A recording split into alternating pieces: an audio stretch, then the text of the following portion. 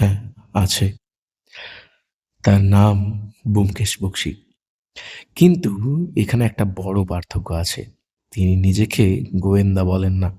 তিনি বলেন সত্যান্বেষী, অর্থাৎ সত্যের অনুসন্ধানকারী।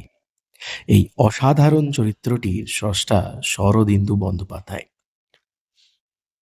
১৮৯৯ সালে জন্ম নেওয়া এই মহান লেখক ১৯৩২ সালে সত্যান্বেষী গল্পের মাধ্যমে প্রথমবার আমাদের সামনে আনেন ব্যোমকেশকে। সেই সময় না ছিল ইন্টারনেট, না ছিল আধুনিক প্রযুক্তি। তবুও তিনি এমন একটি চরিত্র সৃষ্টি করেন যে শুধুমাত্র অপরাধ সমাধান করে না, মানুষের মন, উদ্দেশ্য এবং সমাজের গভীর দিকগুলো বিশ্লেষণ করে। ব্যোমকেশ বক্সী খুবই সাধারণ জীবনযাপন করেন। চোখে মুখে কোনো বাড়াবাড়ি নেই, পোশাকে নেই কোনো চাকচিক্য। কিন্তু তার পর্যবেক্ষণ ক্ষমতা অসাধারণ। তার যুক্তিবোধ তীক্ষ্ণ, আর মানুষের মন বোঝার ক্ষমতা গভীর।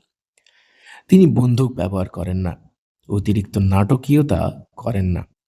তার একমাত্র অস্ত্র তার মস্তিষ্ক, তার যুক্তি এবং তার বিশ্লেষণ ক্ষমতা।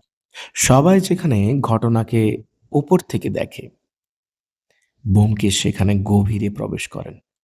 এই কারণেই তিনি নিজেকে গোয়েন্দা না বলে বলেন সত্যান্বেষী।